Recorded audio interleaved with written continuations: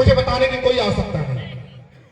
तमाम वक्ताओं ने आपको बाबा साहब के बारे में बहुत कुछ बताया, लेकिन कुछ चीजें मैं आप लोगों से पूछना भी चाहूंगा, क्योंकि मुझे भी जिज्ञासा है कि मैं जानूं कि वो चीज मैं क्या है, क्योंकि दिन प्रतिदिन उस चीज को खोज रहा हूं, लेकिन अभी तक मुझे मिला नहीं। पहला सवाल मेरा आपके होगा, सवाल कर लूंगा, आप लोग ध्यान में रखिएगा, जाते वक्त मुझे बता दीजिएगा। सवाल मेरा यही है, 1980 के पहले किसी भी ऐसे पिछड़े जात के नेता का नाम बतावें जो राष्ट्रीय पटल पर अपने समाज का, चाहे अदर बैकवर्ड कास्ट का नेतृत्व कर रहा हो। अगर आप लोग जानते होंगे हमें जरूर बताने का कष्ट करेंगे, क्योंकि मैं तो नहीं जानता हूं, इसीलिए आपसे सवाल पूछा। अब आते हैं, बात करते हैं कि बाबा साहब डॉक्टर अम्बेडकर के बारे में लोगों ने बहुत कुछ कहा। विशेष रूप से मैं माता और बहनों से निवेदन करूंगा कि चंद मिनट आप लोग थोड़ा सा बैठ जाए, क्योंकि मैं आप ही लोगों से ज्यादातर मैं जब भी जाता हूं कहीं भी कार्यक्रम में, तो मुझे माता और बहनों से ही ज्यादा रूबरू होता हूं, क्योंकि उन्हीं को ज्यादा मैं समझाना पसंद करता हूं, क्योंकि सारे ही जितनी भी समस्याएं उत्पन्न होती है माता और बहनों से ही उत्पन्न होती है। क्योंकि किसी भी घर में घर का संचालक पुरुष भले ही कमा कर लाता हो, लेकिन अगर घर में महिलाएं नहीं है तो वो घर कभी घर नहीं हो सकता। इसलिए मैं आपसे ही वार्ता करूंगा, क्योंकि अभी भी जो हमारी बहनें थी वो चली गई, अब बात करने के लिए मुझे भी कुछ बचा नहीं, लेकिन मैं फिर भी कहूंगा, अगर वो हमारी आवाज सुन रही होंगी तो मंथन करेंगी इस बात पे कि मैं क्या कहना चाह रहा हूं। मेरे कहने का बस इतना ही मतलब है कि बाबा साहब डॉक्टर अम्बेडकर ने जितना काम महिलाओं के लिए किया, मैं समझता हूं उतना काम दूसरे के लिए नहीं किया। महिलाओं के लिए उन्होंने सबसे पहले जब स्वतंत्र भारत हुआ तो 1951 में हिंदू कोड बिल पेश किया, सदन में हिंदू कोड बिल पेश किया। अब ये आप कहेंगे कि आपके ज्ञान में होगा कि हिंदू कोड बिल क्या था। तो हिंदू कोड बिल वो बिल था जिससे आज के दौर में जो महिलाओं को सुरक्षा मिल रही है, महिलाओं को जो अधिकार मिल रहे हैं, वह उसका कहिए एक पुस्तक थी, एक कह सकते हैं कि एक संहिता थी कि वह उसमें उस समय बाबा साहब डॉक्टर अम्बेडकर ने 1951 में उस चीज को पेश किया। यह दुर्भाग्यवश रहा कि तत्कालीन सरकार, जो तत्कालीन सदन के विधायक, सांसद और मंत्री रहे, वह उसे पास नहीं होने दिया, और फलस्वरूप यह हुआ कि बाबा साहब डॉक्टर अम्बेडकर ने अपने पद से इस्तीफा दिया। आप लोग किसी ऐसे नेता का नाम बताएंगे जिसने बिल पेश किया हो, उसका बिल पास न हुआ हो और वो सदन छोड़ दिया हो? मुझे लगता है कि बाबा साहब डॉक्टर अम्बेडकर दुनिया के पहले ऐसे मंत्री थे जिनका बिल सदन में पास नहीं हुआ, इसलिए उन्होंने उस मंत्री पद से इस्तीफा दे दिया। तो विशेष रूप से महिलाओं के लिए जो कार्यक्रम, जो रूपरेखा बाबा साहब ने सोचा था, क्योंकि महिलाओं को जागरूक करना पहला कर्तव्य हमारा भी बनता है, क्योंकि महिलाएं एक बिटिया पढ़ती है तो 2 घर को रोशन करती है। आपका बच्चा होगा आपके घर तक सीमित हो जाएगा, लेकिन बिटिया होगी वो 2 घर को रोशन करती है, एक अपना मायका और एक जहां ससुराल में जाती है वहां। तो इसीलिए बाबा साहब का जो प्रथम नारा था, शिक्षित बनो, उस पर जोर देने के लिए हम बिटियों को पढ़ाने के लिए बार बार जोर कर देते हैं, क्योंकि हमें अभी भी गांव में जो ग्रामीण परिवेश है, अभी भी ये लोग मानते हैं कि जो लड़कों के बच्चा लड़कियों को हे दृष्टि से देखा जा रहा है। अब तो धीरे धीरे सुधार हो रहा है, लेकिन अभी भी कहीं बहुत से गांव ऐसे हैं जहां पर माता पिता खुद अपने बच्चों में लड़के और लड़की में विभेद कर रहे हैं। तो इसलिए मैं बार बार निवेदन करूंगा आपसे कि अपने लड़के और लड़की में विभेद न करें। जो शिक्षा लड़के को देंगे वो ही शिक्षा लड़की को भी देंगे। अब सवाल आता है मंच की तरफ। अभी मैंने संचालन महोदय से कहा था कि कोई भी बच्चियां चाहे बहनें बोलना चाहती हैं उन्हें आमंत्रित किया जाए, लेकिन कोई भी बहनें बोलने के लिए नहीं आई। मुझे लगता है कि यहाँ जो बैठी हुई थी बहनें कोई भी इंटर से कम नहीं रही होगी, सभी स्नातक तक तो मतलब वो देखने से लग रहा था कि स्नातक तो रही होगी, लेकिन उसका एक कारण है क्यों नहीं वो आ रही है। उसका सबसे बड़ा कारण हमारा पुरुष वर्ग है। हम जब बात आती है, जब लड़कियों को आगे बढ़ने की बात आते हैं, तो हम एक कहते हैं अकेले जाएगी तो ये होगा, ट्यूशन जाएगी तो ये होगा, फलाने जाएगी तो ये होगा। अरे हम कह रहे हैं जब घर से निकलेगी नहीं तो क्या जानेगी, देश दुनिया के बारे में क्या जानेगी। आज से 40 साल पहले जाइए, जब शादियां होती थी, कम उम्र में शादियां हो जाती थी, 12 बरस 13 बरस के आसपास शादियां हो जाती थी। उन लोगों का विकास पूरी तरह नहीं हुआ। अंततः उसके फलस्वरूप उसका परिणाम क्या होता था, उस समय लड़कियों की बहुओं की मृत्यु होती थी, शारीरिक विकास नहीं होता था, किसी गर्भावस्था के दौरान मौत होती थी, तमाम तरह की परेशानियां झेलने को मिलती थी। लेकिन अब तो लोग जागरूक हो गए हैं कि 18 वर्ष के बाद ही अपने बेटियों की शादी करने के लिए करें। लेकिन उससे पहले जरूरी है कि सामाजिक विकास होना चाहिए। सामाजिक विकास इस तरह मायने बनेगा कि बिटिया जब घर से बाहर निकलेगी तभी उसका दिमाग खुलेगा, क्या अच्छा है क्या बुरा है। चारद्वारी में बंद हो गए, चारद्वारी में बंद रहेगी तो वो क्या विकास कर पाएगी, वो बस चूल्हा चौका करने तक सीमित रह जाएगी। तो मैं विशेष रूप से माताओं से भी निवेदन करूंगा कि अपने बेटियों को सिर्फ चूल्हा चौका तक सीमित न रखें, उनको पढ़ने के लिए प्रेरित करिए, उनको बाहर जाने के लिए प्रेरित करिए। हाँ, ये जरूर है कि उन पर नजर रखिए कि उनके साथ कोई भी अनहोनी न हो। लेकिन अगर घर के चारद्वारी में उन्हें कैद रखेंगी तो उनका मानसिक विकास अवरुद्ध होगा और उसका नतीजा ये होता है कि उनके आने वाली जो पीढ़ियां हैं वह पूरी तरह सार्थक नहीं साबित होगी। तो बाबा साहब डॉक्टर अम्बेडकर ने विशेष रूप से महिलाओं के लिए काम किया। अभी हमारे पूर्व वक्ता महोदय ने बताया था कि महिलाओं के लिए बाबा साहब ने जो नौकरी की व्यवस्था दिया, नौकरी करने में पहले 12 घंटे तक लोग नौकरी करते थे किसी भी प्राइवेट में चाहे सरकारी संस्थान में। जो जमींदारी व्यवस्था थी उस समय 12 घंटे तक काम लिया जाता था, तो चाहे महिला हो चाहे पुरुष हो। लेकिन जब बाबा साहब स्वतंत्र भारत से पहले लेबर मिनिस्टर बने तो उस समय उन्होंने एक व्यवस्था किया कि नहीं, ये तुम्हारा नहीं चलेगा, 12 घंटे वाला नहीं चलेगा, तुम 8 घंटा ही नौकरी ले सकते हो। 8 घंटा नौकरी लोगे, अगर 8 घंटे के बाद भी तुम नौकरी लेते हो तो उसके लिए तुमको अलग से उसका चार्ज देना होगा। तो ये बाबा साहब की देन थी। तो ये सिर्फ पुरुषों के लिए नहीं था, ये हमारे महिलाओं के लिए था। और महिलाओं के लिए विशेष सुविधा उन्होंने किया कि आप 10 से 5 बजे तक ही उनको नौकरी पर रख सकते हैं। 5 बजे के बाद कोई भी महिला चाहे जिसके अंडर में काम कर रही है वो चाह कर भी उसको रोक नहीं पाएगा। ये हमारे बाबा साहब की देन है।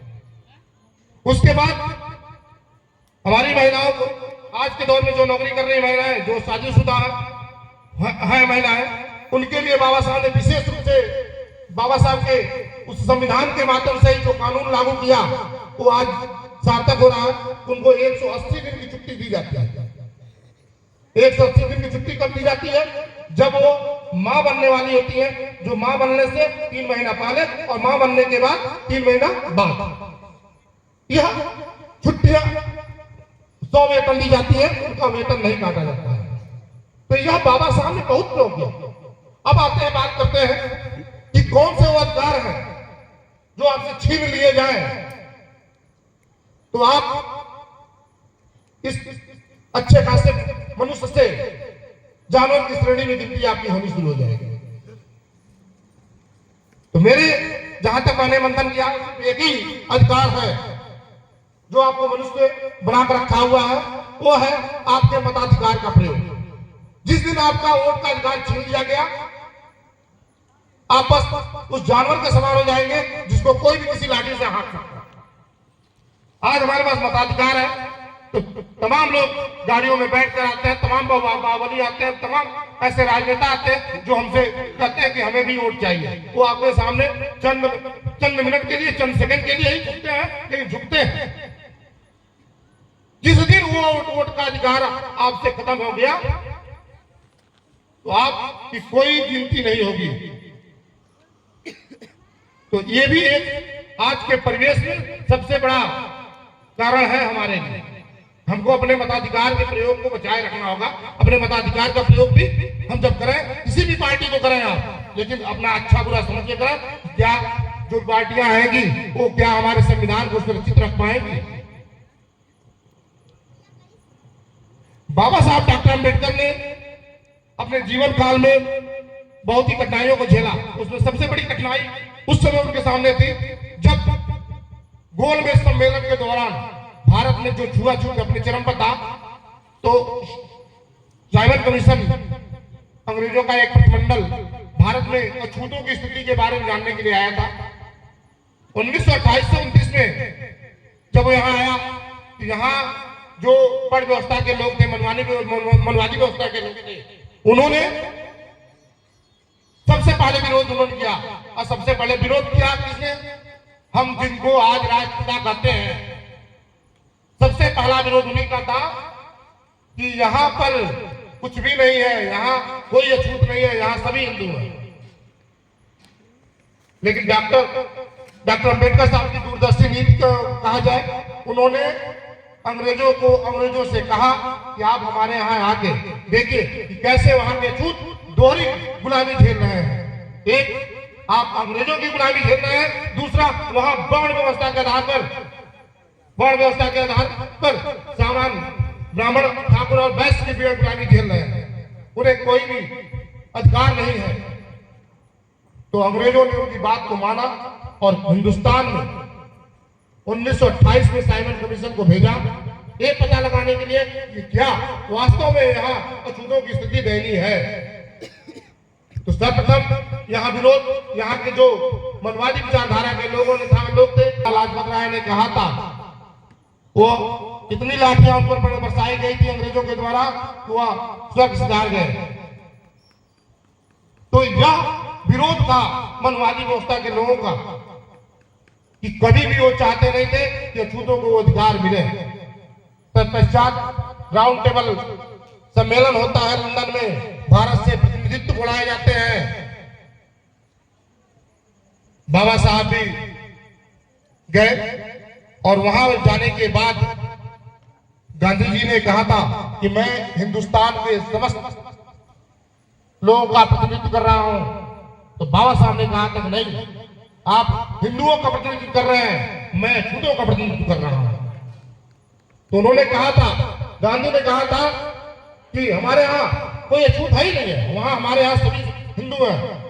तो बाबा साहब ने एक बात कही थी कि क्या आपके कुएं, आपके दरवाजे के सामने जो कुआं है उससे कोई अछूत पानी भर लेता है? क्या आपकी बेटी किसी अछूत के साथ ब्याही जाती है? क्या अछूत का लड़के की शादी आपके घर में होती है? इस पर गांधी जी को सांप सुन गया और चुप्पी साध गए। इसी क्रम में वहां मदन मोहन मालवीय भी थे, उन्होंने भी इसका कड़ा विरोध किया कि नहीं, हिंदुस्तान में कोई अछूत नहीं है, सभी समान है, सभी तो ठीक है। तो डॉक्टर अम्बेडकर भी बड़े दूरदर्शी थे, बड़े अनुभवी थे। उन्होंने कहा लीजिए मेरे हाथ से एक गिलास पानी पी लीजिए आप। तो मदन मोहन मालवीय को जैसे लगा कि किसी सांप में काट लिया, वो सन्न हो गए। तो ये था बाबा साहब का जो उन्होंने तर्क दिया, इससे अंग्रेजों ने माना। जब दूसरा गोलमेज सम्मेलन हुआ तो गांधी नहीं गए। बाबा साहब ने अपने हमारे लिए जो मांग अंग्रेजों से रखा था, तो सबसे बड़ा मांग था अलग प्रतिनिधित्व की मांग किया था उन्होंने, अलग निर्वाचन क्षेत्र की मांग किया था और 2 वोट का अधिकार मांगा था। अब आप ये कहेंगे कि अलग प्रतिनिधित्व क्या है और 2 वोट का अधिकार क्या है? तो सबसे पहले मैं आपको बता दूं कि अलग प्रतिनिधित्व का मांग उन्होंने इसलिए किया था कि अछूतों के लिए एक अलग कॉन्स्टिट्यूशन बनाई जाए कि सिर्फ उसमें उसका नेता अछूत ही होगा। कोई कम से कम इतने सारे अगर अछूत हैं, इसमें जो लड़ने वाला होगा, जो बोलने वाला होगा, जो समझने वाला, वो तो नेता होगा। इसमें किसी गैर बिरादरी के लिए नहीं होगा। तो इन्होंने मांगा था 2 वोट का अधिकार। क्यों मांगा था? 2 वोट का अधिकार मांगने के लिए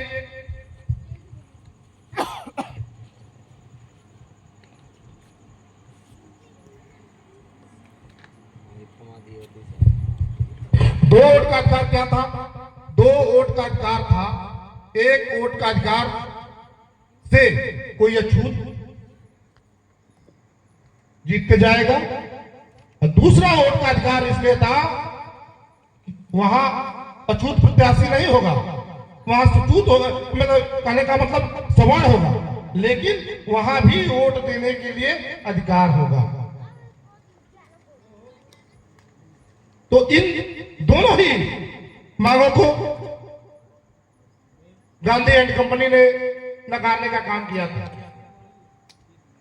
तो वोट देने की बात आई तो उस पर उन्होंने कहा कि वोट वही देगा जो ग्रेजुएट होगा। तब आप लोगों को जानते ही होंगे, आप लोग बताया भी गया होगा, कुछ समय बाबा साहब ने सदन में ही कहा था अंग्रेजों के सामने कि मैं, जहां तक मैं जानता हूं, मैं अछूतों में पहला ग्रेजुएट हूं। तो वहां भी बात अंग्रेजों ने नकार दिया कि भाई चलो स्नातक ग्रेजुएट, जब वहां पढ़ने लिखने का कोई अधिकार नहीं था तो उनको नहीं दिया। ये हुआ 100 एकड़ की खेती रहेगी, तो किसी अछूत के पास तो रहने का घर नहीं था, तो खेती कहां से होगी, वो भी नकार दिया गया। आखिरकार में दूसरे गोलमेज सम्मेलन में बात मानी गई, बाबा साहब डॉक्टर अम्बेडकर की बात मानी गई। तब सबसे बड़ा झटका लगा, डॉक्टर महात्मा गांधी ने जब विरोध किया तो उन्होंने कहा कि मैं अंग्रेजों द्वारा दिए जाने वाले छूटों को इन 4 मांगों का विरोध करता हूं, और उन्होंने यरवदा जेल में अनशन कर दिया कि मैं नहीं मानूंगा इसको।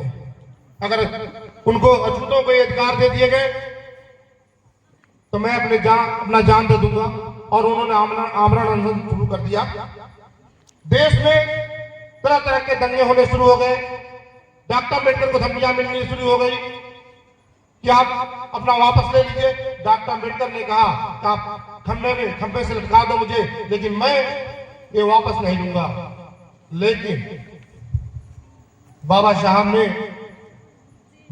के सामने एक मजबूरी आ गई, और मजबूरी आई। मजबूरी क्या थी? मजबूरी ये थी कि जिनके लिए वो उक्त कानून की मांग करके अंग्रेजों से लाए थे, उन्हीं का घर जलाया जाने लगा, उन्हीं के बहन बेटियों के साथ अत्याचार होने लगे। तो बाबा साहब को मजबूरन गांधी एंड कंपनी से समझौता करना पड़ा, जिसका नाम पड़ा पूना पैक्ट। और वो बाबा साहब ने कहा कि आज इतिहास का सबसे बड़ा काला दिन होगा जब मैं इस पर हस्ताक्षर कर रहा हूं। और आप लोग, मैं फिर बाबा साहब वहां से हस्ताक्षर करने के बाद, समझौता करने के बाद, समझौता जब हो गया तो हमारी फिर से गुलामी की शुरुआत हुई। जो हमको आजादी बाबा साहब ने कम्युनल अवार्ड के माध्यम से दिया था, वो पूना पैक्ट के माध्यम से खत्म हो गया। अंततः जब बाबा साहब को संविधान मसौदा समिति में रखा गया, बाबा साहब को संविधान लिखने की बारी आई, तो बाबा साहब ने इन सभी बातों को देखते हुए संविधान में व्यवस्था किया, और व्यवस्था करने के बाद आज हम और आप एक दूसरे के सामने खड़े होकर बातचीत कर रहे हैं, बोल रहे हैं। आज हमारे समाज में हजारों वकील होंगे, हजारों डॉक्टर होंगे, हजारों आईएएस होंगे, पीसीएस होंगे, इंजीनियर होंगे। तो यह बाबा साहब के संविधान के देन है। अब सवाल आता है, लोग वर्तमान परिवेश में बात करते हैं रिजर्वेशन की। कहीं आप जाइए, किसी ब्राह्मण या अन्य सवर्ण से बात करेंगे, अगर उसका लड़का कहीं सक्सेस नहीं हुआ या उसकी नौकरी नहीं लगी, तो लोग सवाल उठाते हैं, हमारे लड़कवा की नौकरियां आरक्षण में कोई सुनाई था। इसको यही छोड़ता हूं, थोड़ा सा टू टर्न लीजिए, पीछे आइए। हमारे और आपके बच्चे जब पढ़ लिख लेते हैं और नौकरी नहीं मिलती है, तो केहू पंडित जी से चाहे कोनो पत्रा दिखावल जाला, तो लोग कहिए कि तुहार ग्रह नक्षत्र खराब है, हई करबत हई सही हो जाए, हई करबत हई सही हो जाए। अब एक चीज बताइए, हमारे बच्चों का पत्रा देख के आप कह रहे हैं ग्रह नक्षत्र खराब है, इसलिए नौकरी नहीं मिली, तो आपके बच्चों का ग्रह नक्षत्र कैसे ठीक हो गया? आपके बच्चों को नौकरी ग्रेजुएशन ने कहां रोक रखा है? 27% आरक्षण ओबीसी को मिलता है, 23% आरक्षण मिलता है एसटी एसटी को, 50% आरक्षण हुआ ना, बाकी के 50% कहां गए? उस 50% में 3% के लोगों द्वारा कब्जा किया गया है। किसी भी, आप अगर थोड़ा बहुत पढ़े लिखे हैं, गूगल पर देख लीजिए, गूगल पर सर्च करिए, अन्यथा कहीं लाइब्रेरी में जाइए, अध्ययन करिए, तो पता चलेगा पूरे हिंदुस्तान के जितने भी विभाग हैं, हिंदुस्तान की आबादी के 85% माना जाता है कि मूल निवासी हैं, तो 85% अगर मूल निवासी है, तो उसी के अनुपात में नौकरी भी होनी चाहिए, उसी के अनुपात में पढ़ा लिखा व्यक्ति होना चाहिए। लेकिन हमको लगता है 85% की जगह पर हम 10 से 15% में जाकर सिमट जाते हैं और 3% के लोग बाकी 85% में कब्जा करते हैं। तो ये समस्याएं हैं हमारे साथ। तो एक ब्राह्मण का लड़का को नौकरी नहीं मिलती है तो कहता रिजर्वेशन की वजह से नहीं मिली, लेकिन जब हमारे लड़के की नौकरी की बात आती है तो हमारा ग्रह नक्षत्र खराब हो जाता है। तो ये भी एक पाखंड है, भैया मैं नहीं पढ़ूंगा तो मुझे नौकरी नहीं मिलेगी।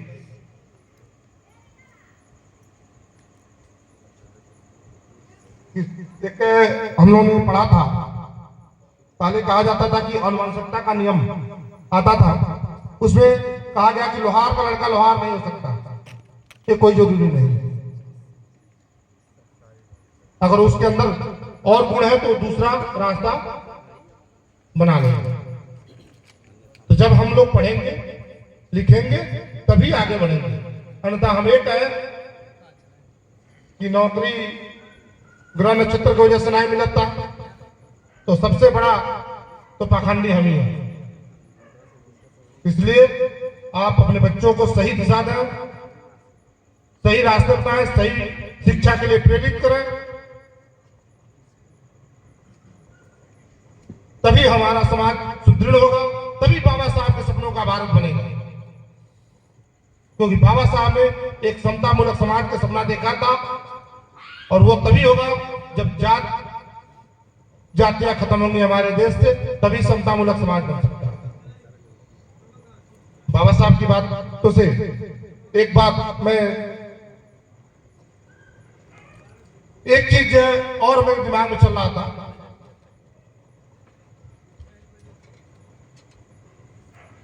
कि हम लोग जब बात करते हैं, अब यहाँ मुझे लगता है कि सभी अनुसूचित जात के लोग होंगे, पिछड़ी जात के लोग होंगे नहीं, तो इसलिए बात करना बेमानी होगा, इसलिए हम दूसरे तरफ चलते हैं। क्योंकि पिछड़ी जात के लोग रहते हैं तो शायद उसको बात करना बहुत अच्छा रहता है, सार्थक रहता है उसका, क्योंकि ये पिछड़ी जात से लोगों से ही संबंध है।